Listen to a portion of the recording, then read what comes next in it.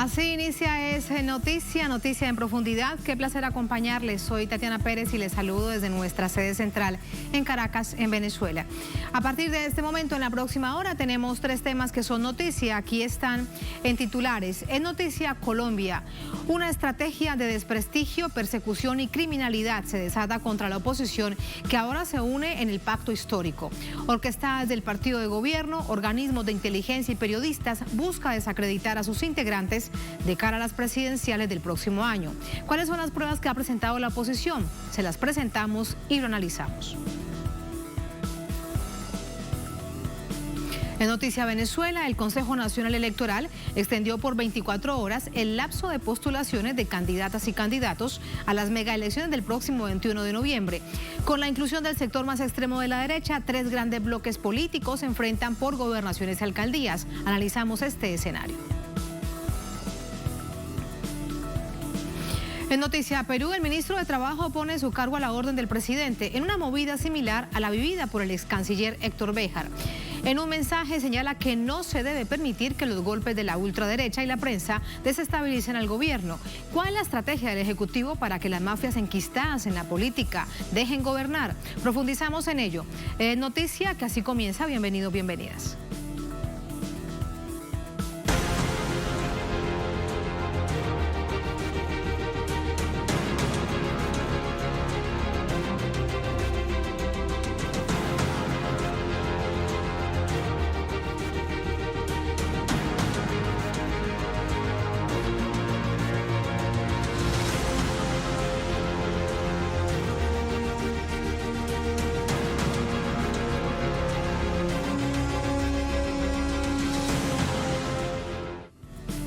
En Noticia Colombia, senadores opositores al gobierno de Iván Duque denunciaron una estrategia de guerra sucia para estigmatizar y desacreditar a los líderes del denominado pacto histórico que aglutina a diversas fuerzas políticas, y todo esto de cara a las próximas elecciones nacionales. Desde Bogotá nos amplía Hernán Tovar. El senador Iván Cepeda, del Polo Democrático, partido de oposición al gobierno de Iván Duque, señaló haber recibido un documento anónimo en el que se advierte que algunos integrantes del partido de gobierno, el Centro Democrático, agentes de inteligencia estatales, influenciadores y periodistas implementan una estrategia de persecución y desprestigio contra líderes de la izquierda agrupados en el pacto histórico. La estrategia es muy simple y seguramente efectiva. Primero, la inteligencia del Estado, o al menos sectores muy poderosos dentro de ella, que están al servicio de Álvaro Uribe y sus intereses, por ello han desplegado una labor de seguimiento dirigida a encontrar información que pueda ser usada para promover investigaciones penales, fiscales o campañas de desprestigio. Es así como quienes están siendo víctimas de este seguimiento, se les han intervenido sus comunicaciones, las de sus familiares y personas más cercanas. Se ha indagado por sus bienes, trabajos y cómo llegaron a ellos, sus negocios. Ese cáncer y lo doblegaremos porque... De acuerdo con el senador Cepeda, esta estrategia tiene como propósito el de eliminar políticamente a los principales dirigentes del pacto histórico a través de informaciones ilegales de inteligencia estatal. Hola, ¿qué tal? Bienvenidos. Esto es Semana. Gracias por acompañarnos. Que luego son remitidos a influenciadores y periodistas para ser divulgados por redes y otros medios de comunicación. Iván Duque, presidente, bienvenido. 3 años de gobierno, le queda 1. Vicky, muchísimas gracias. Es un placer estar nuevamente contigo y un saludo también muy especial. En los últimos días hemos venido siendo blanco precisamente de campañas que tienen esta forma. Voy a mencionar una en concreto que me atañe directamente y que atañe al partido del cual soy integrante, el Polo Democrático.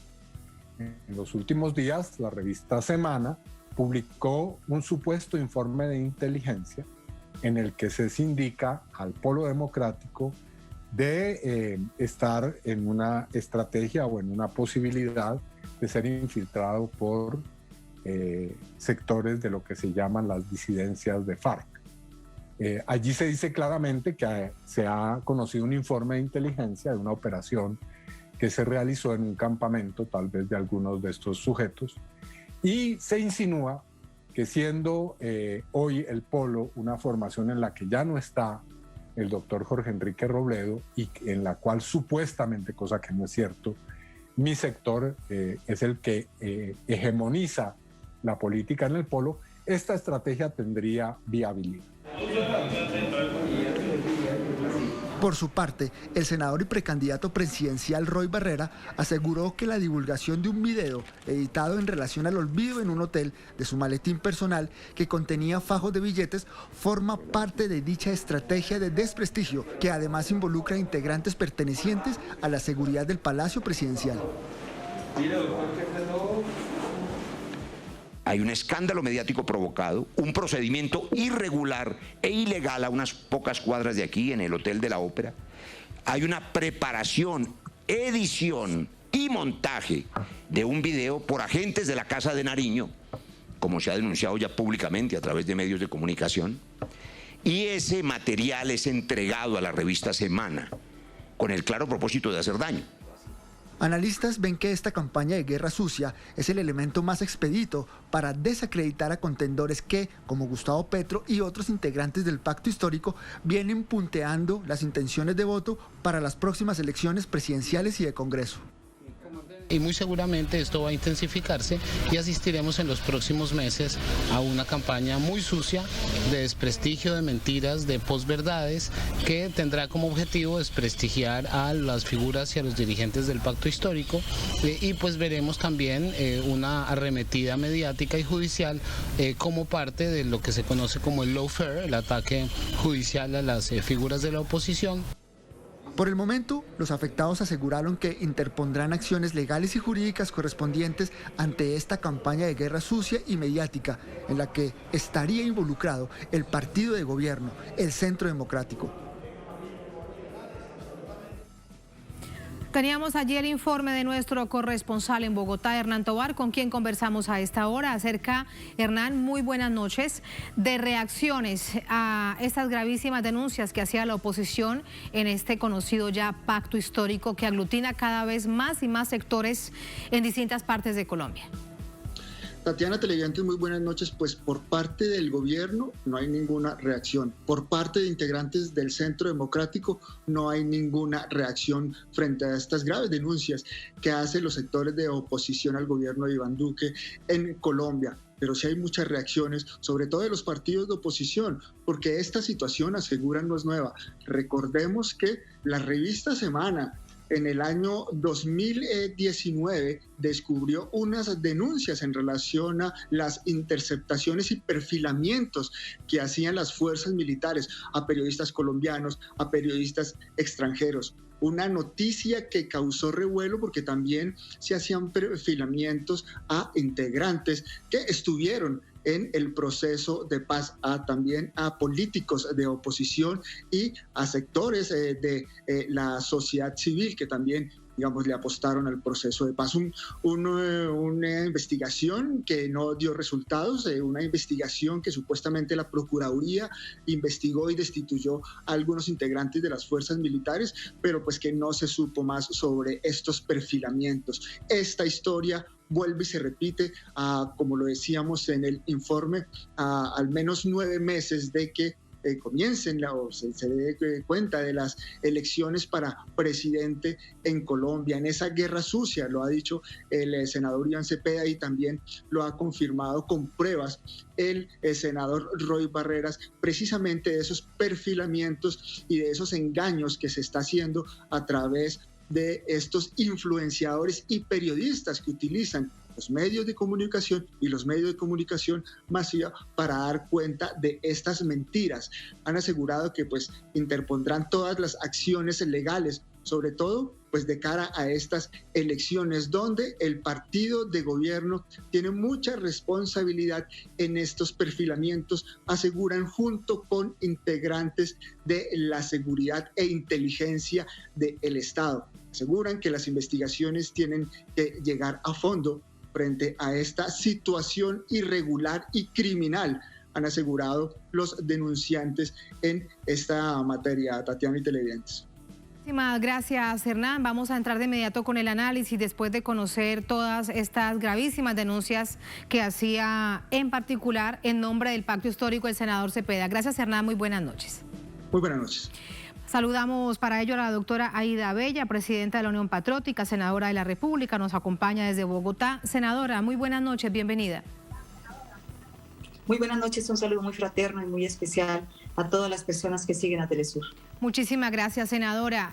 Se denuncia en tres aspectos, en tres momentos, toda esta llamada guerra sucia en contra de ustedes como oposición y muchos además ya hoy en día que son parte del llamado pacto histórico.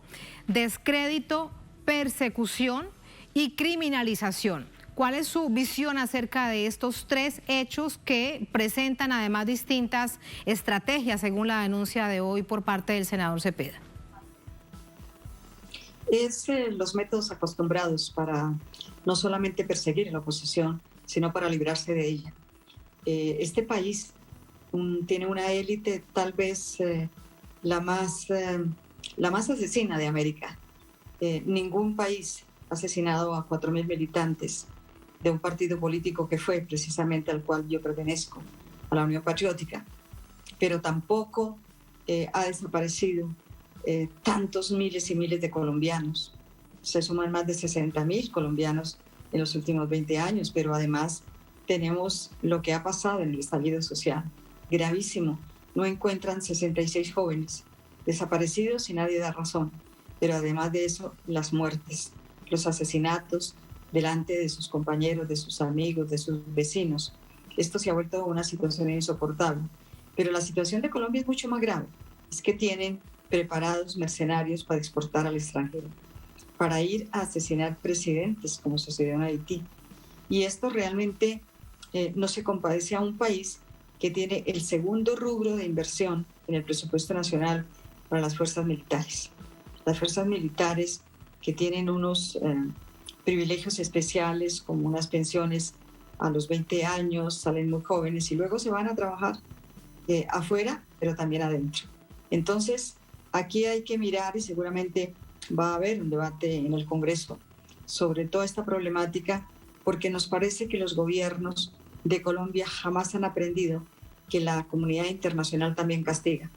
Y efectivamente, Colombia en el año del 2019 ha provocado un informe, precisamente la Comisión Interamericana de la OEA, en el cual condena al Estado, no solamente por los asesinatos, sino por las desapariciones, por el derecho a que ha violado toda la Carta Interamericana de Derechos Humanos. Y esto, francamente, no ocurre en ninguna parte de América Latina. Estamos ante un gobierno que sus propios señores que lo dirigen, pues han sido acusados de los peores crímenes y de crímenes de lesa humanidad. Así es de que todos estamos en este momento muy pendientes. Vamos a tener una reunión muy especial también del Pacto Histórico para analizar esta situación, esta problemática y estas cuestiones que realmente trastornan no solamente la vida política, la vida electoral, sino el común de los ciudadanos. Creo que Colombia superará esto con creces en las elecciones del próximo año. Sobre todo porque eso es a 9 meses de las elecciones presidenciales 2022, en donde también hay elecciones para el Congreso. Es un año electoral fundamental para la gobernabilidad del país en todo un momento muy complejo, como usted lo está diciendo. De allí preguntarle, senadora, ¿qué está pasando con el uribismo? Si todas estas estrategias de guerra sucia, de criminalización, de persecución, de descrédito, de deslegitimar además figuras claves de todo este sector de la oposición, se debe ver como parte de la angustia del uribismo, porque ya no es lo que era hace 10 años.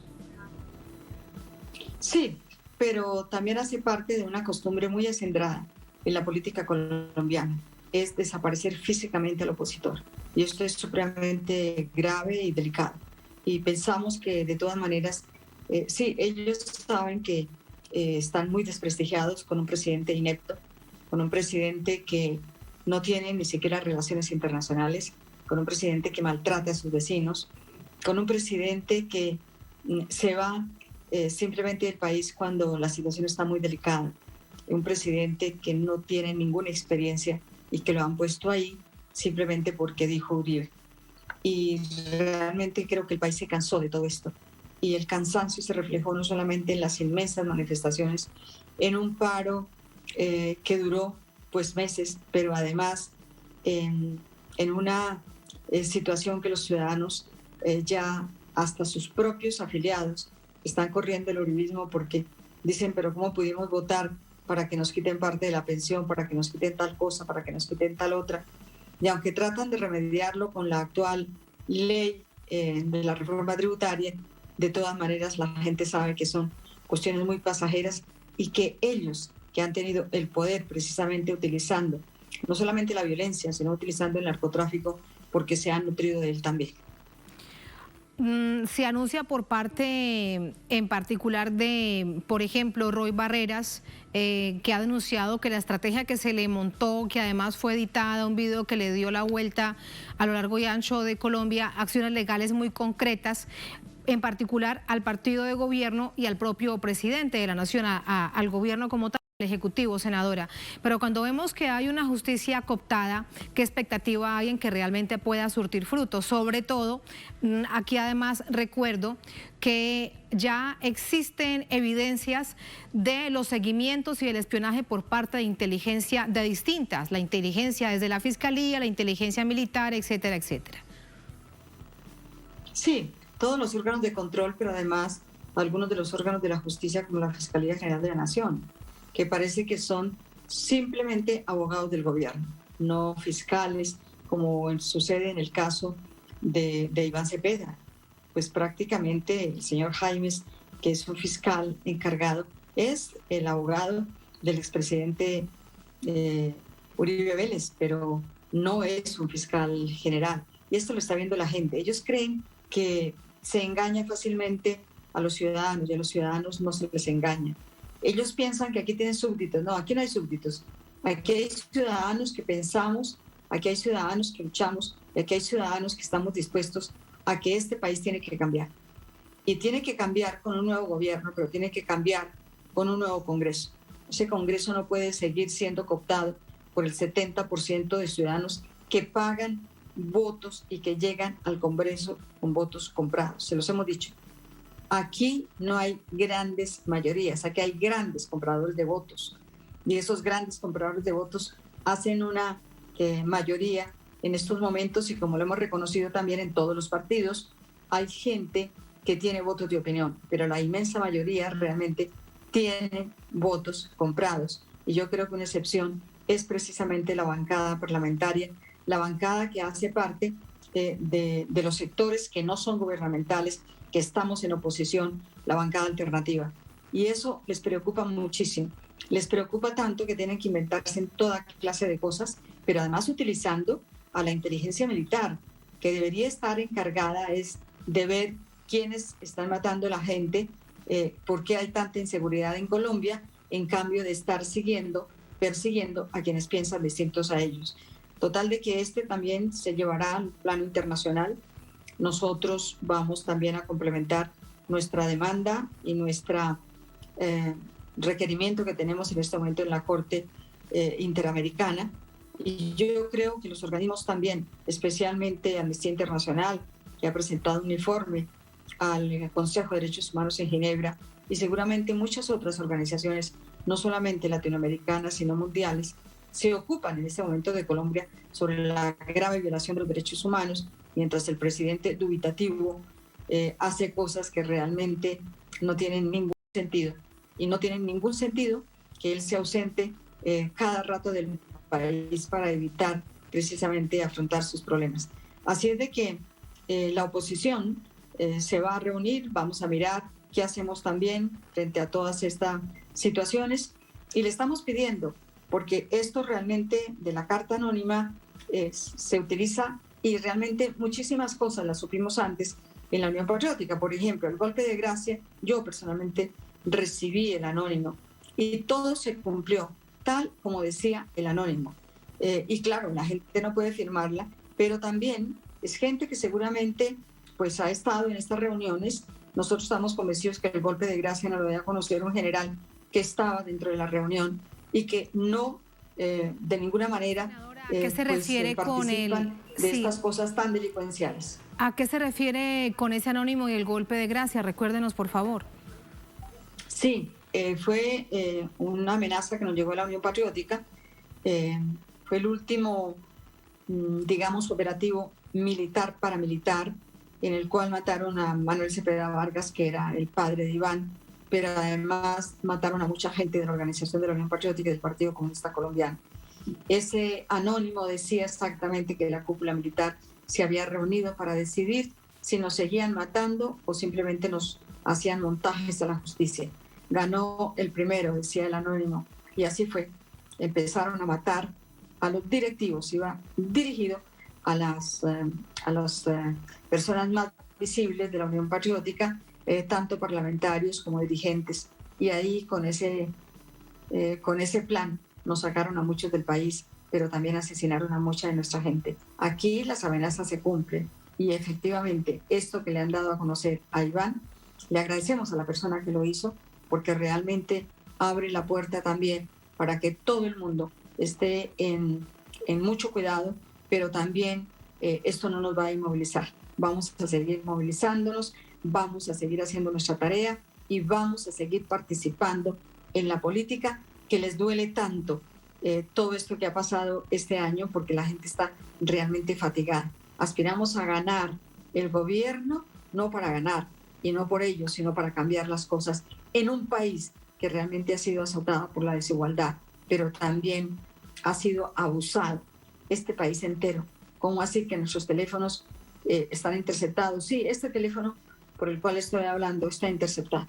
Hay veces que entran las llamadas, hay veces que sale otro número, etcétera, etcétera. Pero esto hace también parte de la historia de Colombia. Siempre nuestros teléfonos estuvieron interceptados, siempre ellos sabían dónde estábamos y más con esta alta tecnología, peor, porque claro, aquí viene tecnología no para perseguir a la criminalidad, aquí viene tecnología para perseguir a quienes piensan diferente al gobierno actual y a los gobiernos que le antecedieron.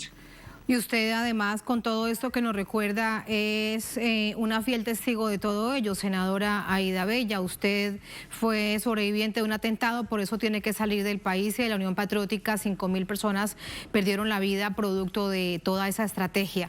Para que toda esta situación no se repita, de hecho hoy en un punto específico lo planteaba el presidente Iván Cepeda, se prenden las alarmas, pero hoy en día también con el uso de todas las nuevas tecnologías hay estos llamados influenciadores, redes sociales, las redes virtuales, los celulares con los chats y todo esto sumado a periodistas que acompañan al gobierno con una mentira que se multiplica de manera permanente. Por ejemplo, recordar ese presunto supuesto informe de la revista Semana donde dice que el pueblo democrático estaría infiltrado por disidencias de las FARC, en particular el grupo del senador Iván Cepeda, senadora. Sí, esa es una infamia. Realmente son medios que están al servicio realmente del gobierno.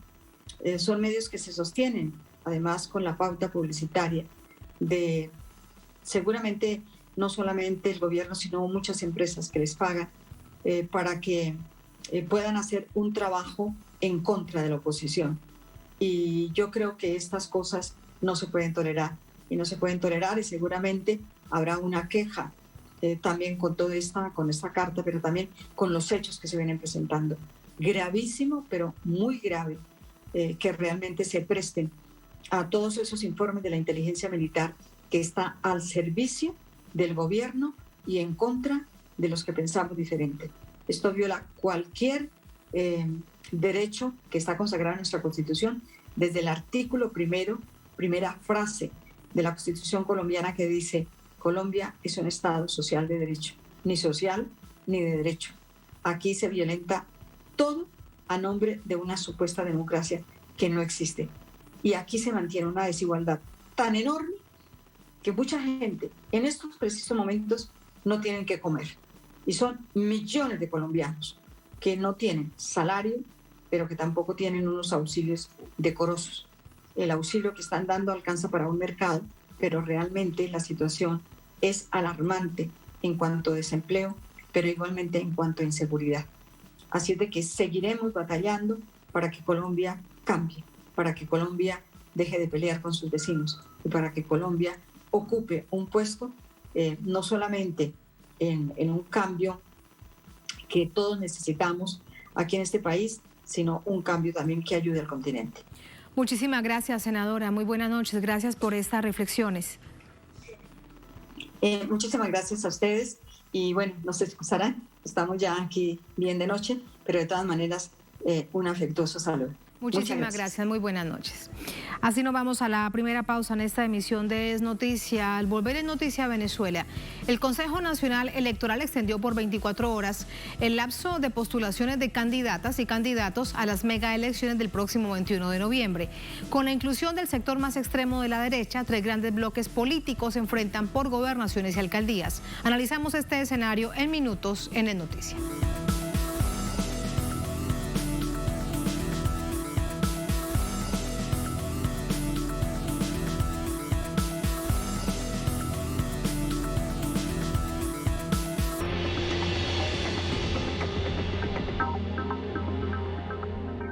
Cada miércoles traemos a tu pantalla el acontecer político, social e cultural del gigante sudamericano. Nesta edição vamos conversar com Antônio Carlos Queiroz, dos mais experientes jornalistas indigenistas do Brasil sobre o direito à demarcação das terras indígenas. Latitud Brasil con Beto Almeida. Hoy, solo por Telesur. Telesur siempre da más.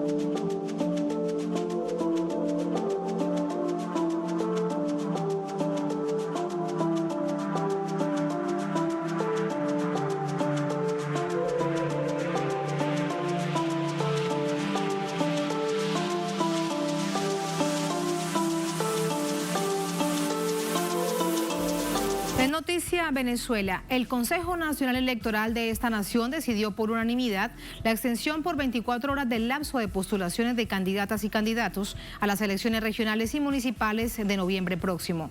La decisión fue evaluada por las autoridades electorales en función de facilitar la participación del mayor número de organizaciones con fines políticos. Cabe destacar que como resultado de los mecanismos de diálogo, la oposición anunció que se medirá las elecciones y han procedido a inscribir a sus candidatos y candidatas.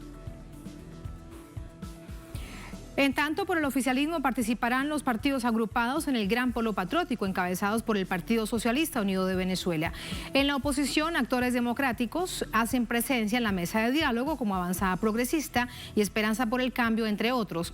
A ello se agrega la denominada Plataforma Unitaria, conocida como el G4, que abarca, entre otros, los partidos Acción Democrática, AD, Voluntad Popular, Primero Justicia y Un Nuevo Tiempo, sector que incluye a la extrema derecha del país.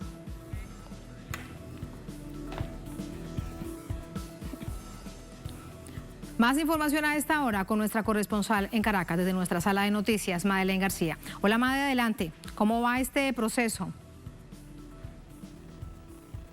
Concluyera hoy a la medianoche este proceso de inscripción, cumpliendo los 3 días de prórroga que fue anunciado el pasado sábado por el Consejo Nacional Electoral como parte de los acuerdos de diálogo, pero hemos visto que hoy, más temprano, emitieron un comunicado diciendo que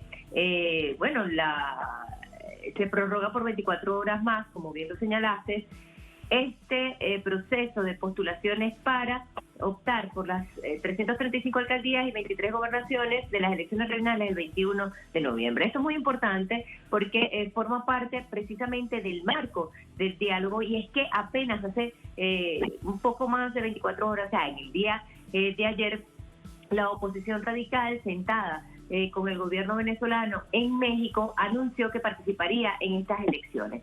¿Y qué quiere decir eso? Bueno, por un lado fue calificado por el presidente Nicolás Maduro como un éxito del diálogo, por el presidente de la Asamblea Nacional, quien es el jefe de la misión de diálogo del gobierno venezolano, también como un triunfo de la democracia y de la paz, y que precisamente formaba parte de esta mesa de diálogo como resultado de esta mesa de diálogo, y que finalmente, luego de transitar por todos los caminos violentos, no constitucionales, desde intentos de magnicidio hasta invasiones y golpes de Estado, pues comprendieron que la solución para la convivencia pacífica es respetar la Constitución, y es a través del voto de la democracia.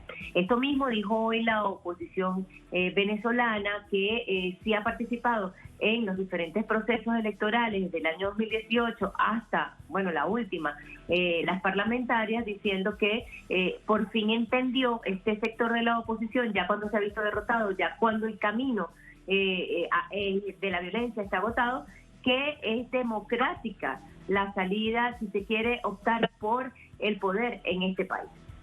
Otro hecho muy importante y que hay que hilarlo, y lo hemos comentado desde la tarde, es que hoy precisamente la Asamblea Nacional aprobó un acuerdo para revertir 6 decisiones que fueron tomadas por la saliente Asamblea Nacional de mayoría opositora, y que estas decisiones dieron paso a todas las sanciones y bloqueo económico, a el robo de activos, a la retención del oro en Londres, al reconocimiento de un supuesto gobierno interino.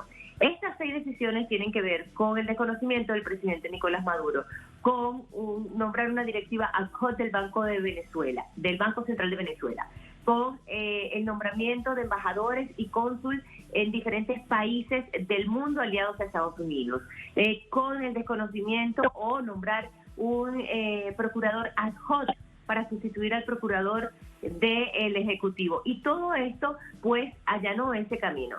Con esta revertida de esta decisión, ¿qué es lo que está enviando la Asamblea Nacional? Un mensaje al mundo de reinstitucionalización, y que precisamente forma parte de una propuesta que trabajó la Comisión de Política Exterior de la Asamblea Nacional, y que forma parte de esa mesa de diálogo instalada con el otro sector de la oposición, porque hay que entenderlo aquí, hay varias oposiciones, 2 bloques, uno apoyado por Estados Unidos, que es SG4, integrado por 4 partidos políticos, y la oposición que está unida en otro bloque que se llama Alianza Democrática, que se distanció de ese camino de la violencia. Pues ese sector de la oposición desde el año 2018 está sentado con el gobierno para crear las condiciones para las elecciones y para incluir a la mayor cantidad de número de partidos políticos en las elecciones, que siempre ha existido, hay que decirlo, Tatiana,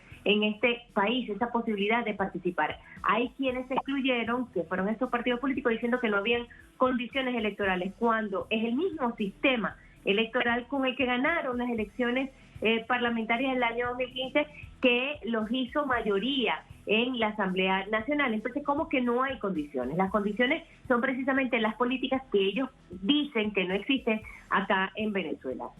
E incluso el poder electoral que está ahorita, y que es el que prorrogó por 24 horas más el proceso de inscripción, 2 de los rectores responden, si se quiere, a esta ala extremista.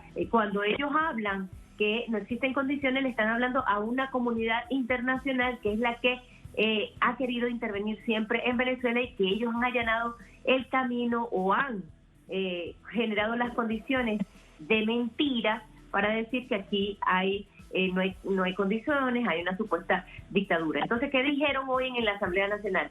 Bueno, que precisamente al derogar en esta primera fase esas 6 decisiones prioritarias importantes, están diciéndole a frenando a Estados Unidos y a esos países que intentaron invadir Venezuela, que eso no es así, que existe una institucionalización, y con esa carta va a ir ahora Jorge Rodríguez y la misión del gobierno nacional a sentarse en esta segunda fase en México el día viernes con la oposición radical extremista y llevarle la propuesta de que retiren, que Estados Unidos levante las sanciones económicas, porque evidentemente ya, jurídicamente ya han, desde la Asamblea Nacional, acordado derogar estas decisiones, y esto irá a todos los tribunales del mundo, a todos los países, a todas las embajadas, para decir que este es el mandato del Poder Legislativo constitucional de este país. Así que, bueno, se mueve el ajedrez político nacional, el ajedrez político internacional, continúa el cronograma electoral para las elecciones regionales del 21 de noviembre, que sin duda marcarán un antes y un después en el tema político y enterrar definitivamente esa vía violenta de la oposición radical, que ha dicho además que quiere llegar al poder de las elecciones regionales para dibujar un mapa político y de esta manera pues medir la fuerza y decir que pareciera que depende si ganan o no la mayoría, un referéndum y decir que el chavismo ya no tiene poder y todo esto que rodea este contexto. Bueno, así las cosas aquí en Venezuela, y por supuesto nosotros le estamos haciendo seguimiento, Tatiana. Muy atentos, todos estos elementos los llevamos al análisis. Made, gracias, muy buenas noches. Muy buenas noches. Tatiana. Muy buenas noches. Para ello nos acompaña Óscar Lloreda, internacionalista, analista en geopolítica, América y el Caribe, nos acompaña desde Caracas, aquí en Venezuela. Óscar, bienvenido, ¿cómo estás? Muy buenas noches. Buenas noches, Tatiana. Gracias por la invitación. A usted muchísimas gracias. Primero preguntarte acerca de la agenda propia del CNE. Ha decidido en segunda oportunidad ampliar por 24 horas en esta ocasión el plan para que candidatas y candidatos se inscriban, es decir, todo dispuesto para que tanto sectores del chavismo como de la oposición se inscriban sin mayores contratiempos. No tendrán luego nada que decir esta oposición. No, fíjate, yo creo que este es un gran gesto del Consejo Nacional Electoral, que recientemente ha asumido hace algunos meses. Creo que es un gesto positivo que permite dar mayor tiempo para ver en la práctica lo que han sido estos acuerdos o estos preacuerdos que se han venido conversando entre los diferentes sectores políticos de Venezuela, en México, y desde hace algunos meses con una gran diversidad de bloques, porque como bien decía Madeleine, la oposición venezolana no es una plataforma unitaria, a pesar de que se han vendido de tal manera. Todos en Venezuela sabemos y conocemos que existen diferentes oposiciones, y que hay una oposición que ha jugado un poco más a la violencia y otra que ha apostado al camino electoral. Y hoy esas dos convergen nuevamente por el camino electoral, y yo creo que la decisión del Consejo Nacional Electoral de haber ampliado el lapso de inscripciones responde a una voluntad mayoritaria, no solamente del pueblo venezolano, sino también de la institucionalidad establecida en Venezuela, de los diferentes poderes del Estado, en encauzar las diferencias existentes políticamente, como existen en todos los espacios democráticos del mundo, encauzarlas a través de las decisiones del pueblo, que emanan a partir de, entre otros elementos, el voto. Todo esto es importante revisarlo, Óscar, en clave latinoamericana, y para ello te pregunto acerca de los 3 bloques que además resulta muy interesante en el marco de una contienda electoral, que se enfrentan por gobernaciones y alcaldías para completar un importantísimo mapa geográfico político en el país. Y Madeleine nos marcaba la diferencia. Este bloque del llamado G4, la extrema más, la derecha más extrema del país, la extrema golpista, que bueno, ahora de nuevo va en un rumbo democrático. La derecha que se queda en el país, que decide ir, por ejemplo, a la Asamblea Nacional y competir por la vía democrática. Y también muy interesante el Gran Polo Patriótico, que se une en otra alianza para competir en este proceso electoral. Quiero preguntarte acerca de ese mapa político tan interesante que se vislumbra en este momento. Sí, primero yo quisiera hacer unas categorías o quizás detallar o precisar algunos elementos, porque normalmente yo sé que para el exterior se facilita la nomenclatura hablando de derechas, ¿no? Pero uno pudiera pensar que dentro de la oposición hay múltiples sectores y lo que actualmente ha dividido no son elementos de carácter ideológico o de proyecto de mundo, digamos, de alguna manera, en lo cual todos coinciden quizás de una manera u otra con un proyecto neoliberal similar al implantado en la región durante los años 90 y en nuestro país, en Venezuela, con el presidente Carlos Andrés Pérez como el último presidente, como uno de los últimos presidentes de esa Cuarta República Venezolana, pero están divididos prácticamente entre quienes han apostado a vías violentas que incluyen solicitar a otros países, en este caso sobre todo a los Estados Unidos, una acción militar o una intervención de tipo militar como la que se estuvo intentando durante el año 2019, incluso durante el año 2020, y un sector que siempre ha tratado de apostar a la vía democrática o por lo menos a sumar el voto popular. Digamos que esta situación tampoco es inédita en el caso venezolano, y yo justamente estaba haciendo un análisis el día de hoy donde planteaba que el año 2002 y el año 2003 y el año 2004, es decir, hace casi 20 años, en Venezuela vivimos un proceso bastante similar a los que hemos vivido desde el año 2017 hasta este año 2021. Y en ambos casos, por lo menos tenemos los resultados del año 2004, pero no sabemos todavía qué va a ocurrir en los días por venir.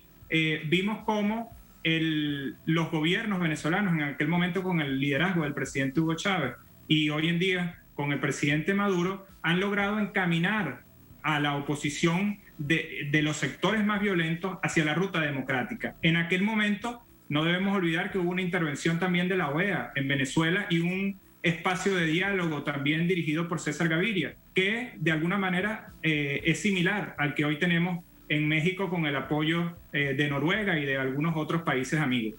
Entonces, efectivamente, pareciese que hemos estado entrampados en Venezuela con una oposición que no termina de definir su camino y su ruta democrática, pero que una vez más pareciese apostar a esa ruta, y creo que eso abre, no voy a decir en este momento una vía positiva totalmente porque está por verse, pero sí genera expectativas más positivas para el futuro del país. De tranquilidad y de paz política.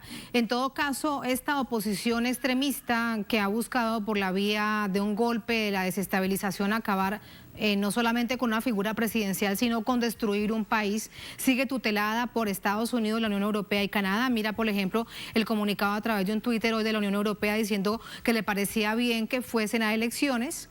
Eso sí, no de una vez hablando siempre de elecciones transparentes y democráticas de acuerdo a los estándares internacionales.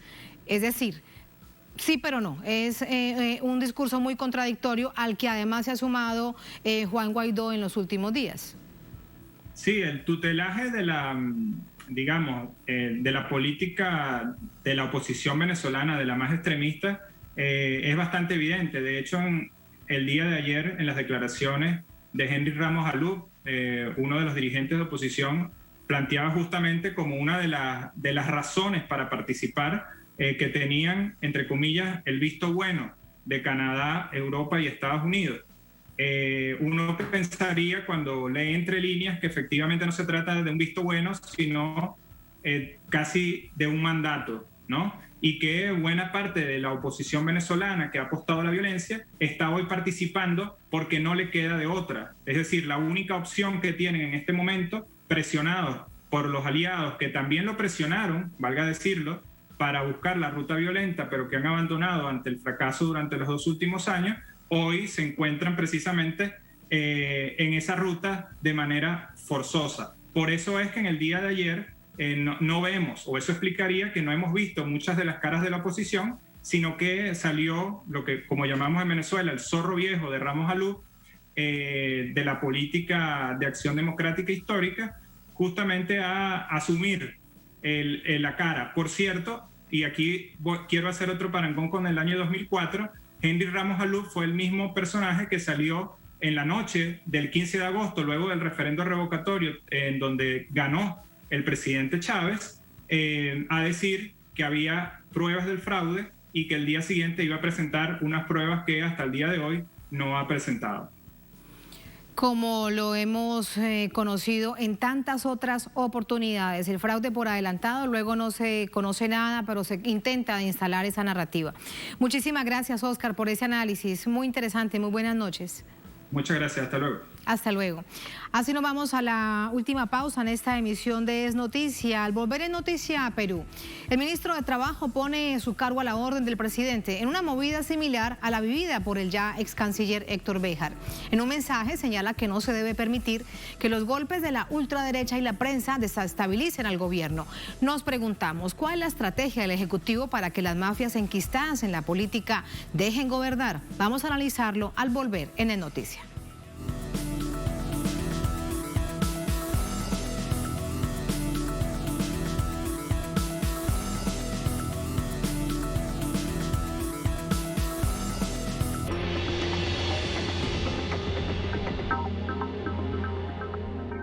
Cada miércoles traemos a tu pantalla el acontecer político, social y cultural del gigante sudamericano.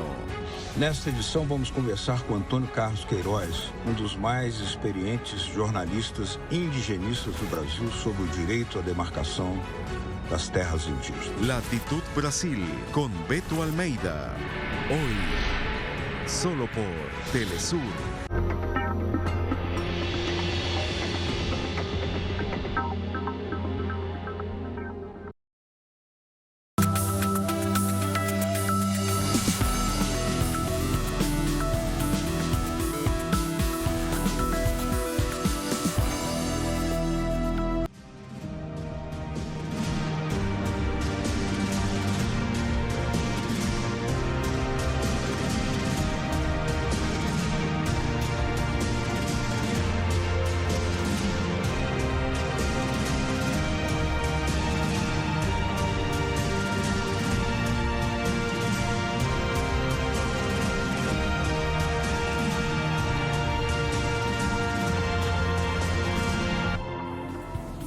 En Noticia Perú, el ministro de Trabajo pone a disposición su cargo luego que el jefe del gabinete, Bellido, pidiera su renuncia. Sería el segundo ministro que cae por presiones y acusaciones sin sustento desde el Congreso. El presidente del Consejo de Ministros, Guido Bellido, confirmó que le había recomendado al ministro de Trabajo, Iber Maraví, renunciar a su cargo. Esto no significa que Maraví haya renunciado. Y más bien lo que acabo de hacer ahora es poner a disposición mi cargo ante el presidente de la República, quien pues como jefe de Estado tendrá que evaluar y decidir lo que él crea pertinente. La situación se genera por acusaciones desde la extrema derecha, después de que la prensa difundiera un informe policial que supuestamente vincula al ministro con acciones terroristas. Aquel objetivo es dañar la imagen del gobierno más allá de las imputaciones que se hace a Iber Maraví. Por una sencilla razón, porque muy a pesar que mi persona ha aclarado que no tengo ninguna investigación, ni siquiera policial en curso, mucho menos no tengo ninguna sentencia condenatoria firme y consentida, y que por lo tanto no tengo ningún antecedente ni policial, ni judicial, ni penal. Aunque el presidente Castillo no aceptase la renuncia del ministro, el Congreso, controlado por la oposición, ya hizo su trabajo y presentó este miércoles una moción de censura contra Maraví. Hemos tenido la firma de 20 congresistas de diferentes bancadas que han avalado la presentación de esta moción. Esperemos que el resultado de ella sea lo que todos queremos, y exhortamos al presidente a evitar estas situaciones y hacer los cambios con anticipación. Esto es un cuestionamiento político de su actitud y de su idoneidad. En eso se basa la moción de interpelación. Así que no hay pruebas de culpabilidad, ni mucho menos. Hay indicios, y esos indicios son indicios políticos válidos para poder presentar la interpelación. Desde Twitter, la presidenta del Congreso, María del Carmen Alba, instó al gobierno a remover al ministro de Trabajo si él mismo no lo hacía. Maraví sería el segundo fuera del gabinete inicial de Castillo, tras presiones del Congreso y acusaciones mediáticas sin fundamento sobre supuestas vinculaciones de los ministros con terroristas. Ni siquiera se ha planteado antes abrir una investigación. Lo mismo ocurrió hace unas semanas con el canciller Héctor Béjar, a quien el premier Bellido también le solicitó la renuncia. Con Maraví, el gobierno de Castillo sucumbe por segunda ocasión ante las presiones de la derecha. Entramos con el análisis. Para ello nos acompaña Juan Diego Mota, abogado, escritor, analista político de Izquierda Socialista. Nos acompaña desde Lima, la capital peruana. Juan Diego, bienvenido. Muy buenas noches. Muy buenas noches, Tatiana. Un gusto escucharte. Muchísimas gracias. Vemos que la estrategia por parte de la extrema derecha y los partidos aliados, digamos Fuerza Popular en particular, que son los que más hablan a los medios de comunicación y llama la atención que los medios de comunicación les ponen tanta atención, está clara, la estrategia está clara, es ir desgastando ministro por ministro ante la opinión pública. ¿Cuál es la estrategia del gobierno?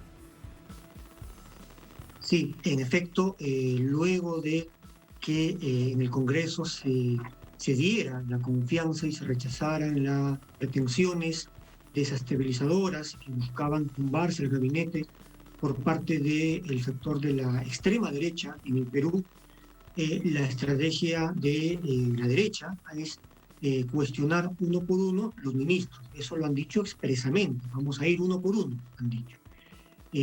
Sin argumentar más razones técnicas, digamos, porque, digamos, en cualquier democracia es válido disentir, tener cuestionamientos respecto a las actitudes técnicas de cómo un gobierno está haciendo las cosas, ¿no? Pero llama la atención de que los cuestionamientos no sean por cuestiones técnicas, teniendo en cuenta que este gobierno recién tiene un mes en el ejercicio del poder, sino que son cuestionamientos de orden político, y muchos de ellos simplemente prejuicios de orden ideológico que puede tener un sector de la derecha. Ahora, frente a eso, el gobierno lo primero que hizo es dar un mensaje claro, creo yo, a la población respecto a que se va a concentrar en solucionar o implementar las promesas electorales. El pueblo está a la expectativa de que eso sea así, está vigilante de que eso sea así. Y en segundo lugar, pues en el Congreso implementó una estrategia de diálogo, de conversación con los sectores más democráticos y lograron desactivar por lo menos la primera intención de vacancia del gabinete. Ahora, con respecto ya a los casos puntuales de los ministros, en este caso del ministro de Trabajo, el señor Iber Maraví, creo yo que ha habido una recomendación por parte del premier o el presidente del Consejo de Ministros, mejor dicho, argumentando que sería recomendable removerlo. Y eso ahora está en manos de la decisión del presidente Pedro Castillo. Sin embargo... Sí, permíteme preguntarte aquí algo, Juan Diego. ¿Y el primer ministro tiene la potestad de decirle a un ministro que renuncie sin la aceptación, sí o no, del presidente de la Nación? Quien remueve, propone, quien decide quién sale o quién entra es el presidente, a recomendación del presidente del Consejo de Ministros, ¿no? Quien decide es Pedro Castillo, pero quien sugiere, recomienda, plantea, propone es el presidente del Consejo de Ministros, el señor Guido Bellido. Eso es lo que dicen las normas y eso es lo que entiendo está sucediendo, ¿no? El señor Guido Bellido ha propuesto que se remueva a este señor, al ministro. Y el presidente Pedro Castillo Juan Diego, no se ha pronunciado aún. Ese silencio, ¿qué crees que significa?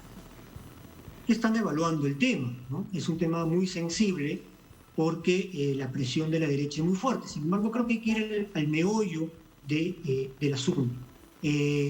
A ver, vuelvo a decirlo. Creo que en una democracia es válido atender los cuestionamientos y ver si técnicamente, digamos, el ministro está implementando o no las promesas electorales y las medidas que el pueblo, en este caso el pueblo trabajador, el Ministerio de Trabajo, está esperando. En eso pueden haber cuestionamientos, pueden haber críticas.